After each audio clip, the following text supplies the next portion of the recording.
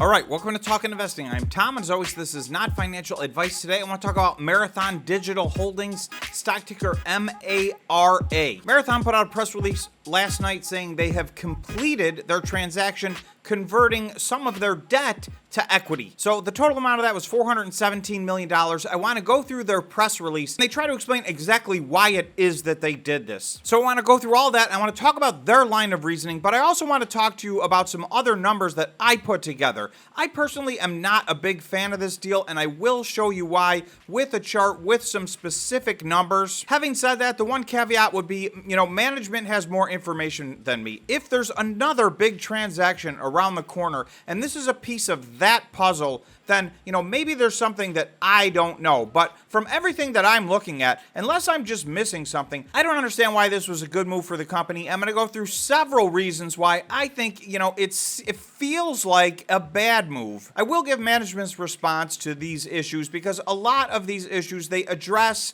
and they feel that in total, this was the best thing, the smartest thing for them to do. From a risk management standpoint, really was my biggest takeaway, but I'll give it to you in their words as well. Okay, so right now, Marathon's trading at $9.07. They're down about 2.4%. I'm in the middle of the trading day today here on Thursday. They were a little lower than this. They did get under $9. They got down to $8.77 today. One thing that I will say is the general trend over the last couple of weeks is the Bitcoin mining companies' stocks are down. So Marathon has followed that trend, but I will also show you later that they're actually underperforming their peers, and I think it clearly has everything to do with the fact that they're doing some major dilution with this transaction. I want to reiterate, this is my opinion. This is not financial advice. You guys need to judge this transaction. I will try to present both sides of the argument so you can make your own opinion. Furthermore, you can do your own due diligence on top of what I'm saying and obviously come to your own conclusions. Just as a note, you're going to see market cap here of just under $1.6 billion. That number actually needs to change today because now with the completion of this conversion, they did add over $300 million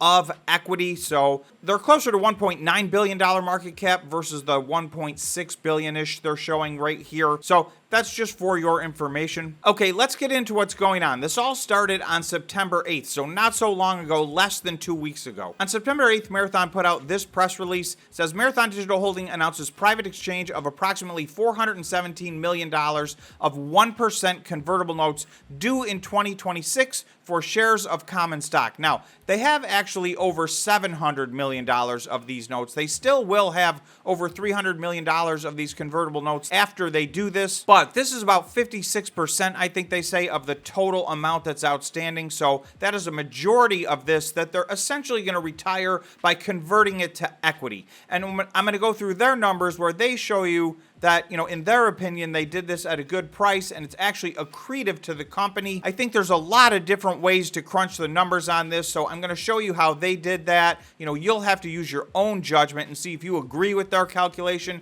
and if you think that this was accretive to the company or if you think there may have been other ways that they could do this that may have led to better results. Okay, so here initially you'll see they say the company has entered into privately negotiated exchange agreements with certain holders of its 1% convertible senior notes due 2026 to exchange approximately $417 million aggregate principal amount of those notes held by such holders for an aggregate of approximately $26.2 million of newly issued shares of Marathon stock. So initially the estimate was 26.2 million shares. That number changed. We're going to go through that as well. Essentially, they've agreed to convert some of their debt to equity. This does not clear them of their debt, but it does take care of a majority of it. In other words, more than 50% of it. Then they go on to say the exchanges could affect the market price of Marathon's common stock. So we're going to see that it, of course, did affect the price of their stock, and I will go through those numbers. Okay, fast forward 12 days. This was last night after the market closed, a few hours after the market closed, so this was a little bit of an unusual time for a press release. Marathon Digital Holdings announces completion of privately negotiated convertible note exchanges. Number one, $417 million of convertible notes exchanged at approximately a 21% discount. I will go through their math on how they come up with a 21% 51% discount, approximately $101 million of cash savings before transaction costs. Okay, I'm not going to make any statements here. I'm just going to ask a question. This is for you guys to do your own due diligence and, decide what the answer to this question is, but I'm interested on how you save $101 million in cash on a non-cash transaction. So I'm going to leave it at that and let you guys dig in and make your own conclusions from that. I'm simply asking the question. Okay, let's move on. Transaction accretive to existing shareholders by approximately 55 cents per share, and I will show you their math on that. So they do support that number, and we'll go through that. Okay, so I'm going to skip down a little bit because most of the first paragraphs are what we just talked about.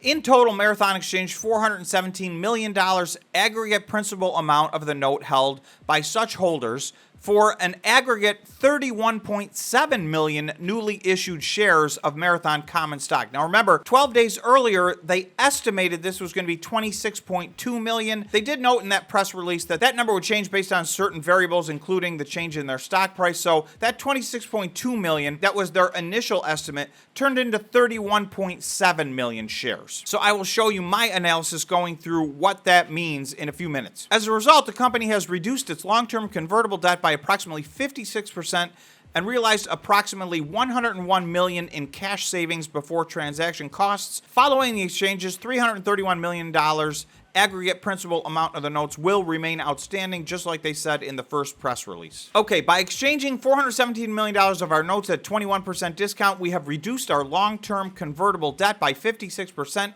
and captured a total of approximately $101 million or 55 cents per share in cash savings for our shareholders. That is a quote from Salman Khan. He's Marathon's chief financial officer, and then he says, for the first time in 2 years, Marathon's combined cash and Bitcoin holdings now exceed its convertible debt. By generating savings that exceeds the value issued in equity, improving our liquidity, and deleveraging the balance sheet, we believe we have significantly strengthened Marathon's financial profile. Okay, so before I go on, I'm just going to make a quick note. There's an awful lot of rumors around that they were forced to do this, and some of the note holders pressured them into this, or there was something in the note that triggered, and management is saying that this was their decision. They believe this was the right thing to do, and agree or disagree, that's for you as a shareholder or potential shareholder to decide. But I don't see any evidence that they were forced into doing this, and they're going to go on in their question and answer and give you the reasons why they say they think this was a good idea. Okay, I'm not going to run through all these numbers, but in this press release, you're going to see they have kind of a pro forma here of before and after, and this is where they're showing in their mind the implied change is worth 55 cents, and that is 5.9% accretive. So they're saying prior to this, the equity value per share was $9.29, so obviously that's before today's trading. Okay, so Fred Thiel, Marathon's chairman and chief executive officer, added, "We are always looking for opportunities to increase our resilience and create shareholder value. By opportunistically retiring the majority of our convertible debt, we have strengthened Marathon's balance sheet in an accretive transaction. We have always maintained a positive outlook on both Marathon's and Bitcoin's future, as we now hold over 13,000 Bitcoin on our balance sheet, and our operations produced approximately 34.3 Bitcoin per day in August 2023. With a reduced debt load, we believe Marathon is even better positioned to capitalize on any near-term turbulence in the Bitcoin mining sector, including next year's halving." That was from Fred Thiel, both the chairman and the chief executive officer. Okay, one of the main questions, why pay off the debt early? They then have a section called frequently asked questions. The first one is, why pay off some of the debt early? Obviously, that is the main question that I think most people have. And their answer is, Bitcoin's price can change quickly. Market downturns like the one experienced in 2022 can negatively impact the company with material debt obligations and limit future financing options. While the company's debt is not due until 2026, Marathon had an opportunity to strengthen its balance sheet and retire a portion of its debt early in a manner deemed accretive for shareholders. My personal interpretation of that is they wanted to take some risk off the table in the event that there's more pain ahead, right? He talks specifically about market downturns like the one experienced in 2022. Marathon considered multiple alternatives, including refinancing the notes, and although refinancing would extend the repayment terms, the company would not have been able to reduce its debt load and would have burdened its cash flows with additional interest payments due to higher interest rates. So interest rates are way up. Now, he's arguing that was a reason to pay this off early. I think in my opinion, and common sense would say, they have a massive amount of debt at 1% interest. Interest rates have gone through the roof since they made this debt. So to me, I still ask my main number one question: why pay off this debt early? This is the best debt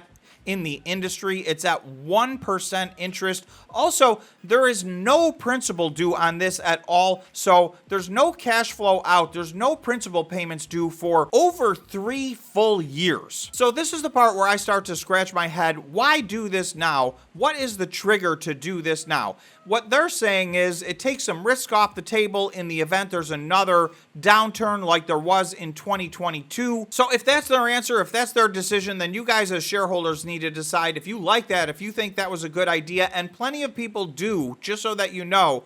Whichever side you're on, there's people on both sides of this argument. Some people do like taking some of this risk off the table. Others think it was premature and they had years to negotiate potentially a better deal. Okay, next, why does reducing leverage matter? Reducing debt improves Marathon's balance sheet. It makes the company more resilient to market downturns. Again, talking about mitigating risk here. Okay, changes in Bitcoin price and having events. It also increases the company's financial optionality and improves Marathon's position as a reliable and attractive partner. So I would focus in on this statement: as a reliable and attractive partner. It sounds to me like they want to make some deals going forward with some potential other partners. They don't expressly say that, but they do say that this move makes them a more attractive partner. So I don't necessarily think Marathon's going to sell, but I do think they could be creating more and more partnerships like the one they did in the United Arab Emirates. There could be more of that to come. So part of this could be just cleaning up their balance sheet, even if it's at a cost to them and it's not the most beneficial thing. It may open some doors to them that would not otherwise be open. My personal opinion is whatever those opportunities are, I do not believe they outweigh being able to have 1% interest notes for the next 3+ years and no principal due at all. So I'm still on that. I don't like what they did here. I'll just tell you that. But again, management has more information than I do, and everybody's going to have their own opinion on that. That's just my opinion, and it is not financial advice, so you guys need to be the judge. So here's the last piece. How does this transaction impact Marathon's financial condition? With this transaction, Marathon reduced its debt by approximately 56% from $748 million to $331 million. More importantly here, the next sentence: by exchanging $417 million in notes for $329 million in equity. The company captured an extra $88 million in discount and removed approximately $13 million in future interest payments. So it's worth noting, this is very important. This $88 million discount they're talking about, which is the difference between the debt they had and the equity they had to issue to get rid of it, that's $88 million. Plus $13 million of interest payments they would have had to make over the next 3 years and 3 months. That's the $101 million that they say that they saved. So we talked about it that at the very beginning. That's their $101 million. When we look at my analysis, my point's going to be, I do think they could have saved an awful lot more than that. Again, that's just my opinion. So they finished by saying, in total, this transaction resulted in approximately $101 million or 55 cents per share in savings. For the first time in 2 years, Marathon's combined cash and Bitcoin holdings now exceeds its debt outstanding. Okay, so now I want to show you my analysis. This is very simple. So if we go through this quickly, on September 8th, they put out a preliminary press release. They talked about 26.2 million shares was going to retire $417 million of their debt and convert that to equity. So that would have been 15% stock dilution at that time. 12 days later, when this settled out, it turned out to actually be 31.7 million shares. The final transaction ends up being 18.2% dilution. So that's the first thing. From their initial estimate to what actually happened, in just a period of 12 days, this went from 15% dilution and turned into 18.2% dilution. But here's what I really want to show you. If we look at the math, that's an extra 5.5 million shares they ended up offering versus their original estimate from 12 days ago. That is a 21% increase in the number of shares it took to get this deal done. But more importantly, had they done nothing and just held this note, they would have had to pay nothing other than 1% interest for the next 3 years, which in total would be $13 million over the course of 3 full years plus. And the note itself was convertible at $76.17. So if they had waited 3 years to do this, they would have only had to issue 5,474,000 shares. That would have been 3.1% dilution, and that's based on the current amount of outstanding shares. So that assumes they don't dilute the company any more in the next 3 years in between. If they did dilute the company more in between, this dilution of $5.4 million shares would be even less than 3.1%. So this is really basically the worst case scenario of what their dilution would be. It is worth noting, and it's very important to say, that if their share price did not reach this $76.17, there was risk on the table that these notes would come due and they would actually have to pay them back. So that's over $700 million of notes that would come due on December 1st of 2026. And if their share price wasn't where it needed to be, and if they couldn't make a deal in the 3 years in between, then ultimately there was the potential that they would get stuck having to pay this back. Really, the only way for them to do that would have been through mass dilution, so that dilution event probably would have been a lot worse than this. But, so in their best case scenario, this would have been as low as maybe about 3.1% dilution. You're going to see it ended up being 18.2% dilution. My argument would be, they didn't have to wait the full 3 years. At some point closer to the top of the Bitcoin bull cycle in the next time around, maybe in 2024 or 2025, they could have got potentially a better opportunity than this and potentially used a lot less shares and a lot less dilution. But that is a risk. That is a risk management was unwilling to take. They explained that. So this is what they did. These are the actual results of what they did, numerically speaking. So as I look at this, I'm not a big fan of it, but I understand their line of reasoning, and obviously it's their company. They need to do what they think is best for shareholders. So this is the conclusion that they came to. Obviously, it's up to you guys to decide whether or not you think this was a good move by management. This is what they've done. This is how the numbers work. So thanks so much for watching. If you're new to the channel, please remember to subscribe, smash the like button, and hit the notification bell. Thanks again, and we will see you in the next video.